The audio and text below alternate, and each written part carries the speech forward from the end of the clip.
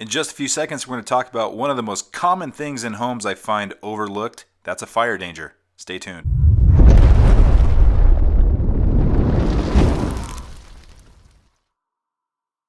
Hey everybody, Kip with Spartan Home Inspections, and I'm talking to you today about the importance of keeping those lint traps clean on your dryers.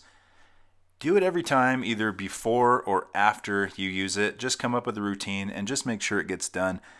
Dryer lint, as we all know, or most of us know, is unbelievably flammable. In fact, it accounts for about 15,500 structure fires that are caused by dryers catching on fire. Here's a couple tips to prevent those fires.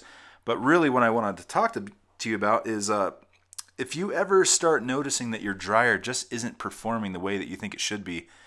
Here's some footage right here of a recent inspection I was on. The occupants of this property told me, you know, we think there's something wrong with our dryer. We have to run it like 4 times to get the clothes dry.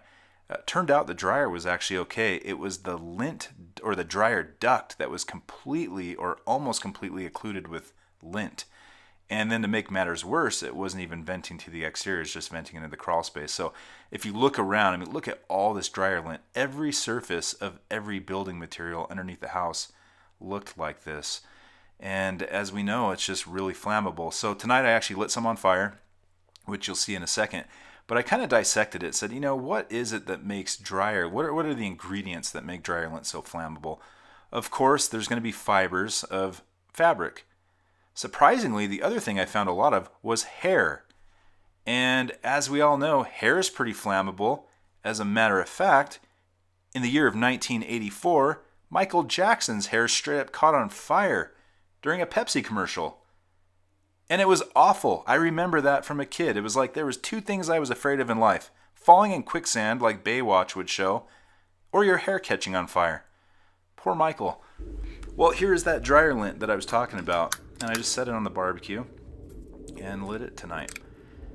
And it starts off like just a mild little flame, and then it really starts going. So that's going to be the tip. If you start feeling like your dryer's taking way too long to dry the clothes, go check outside, go look at that vent, and make sure that something is blowing out of it. Also go and just check your dryer lint trap and make sure that that is clean.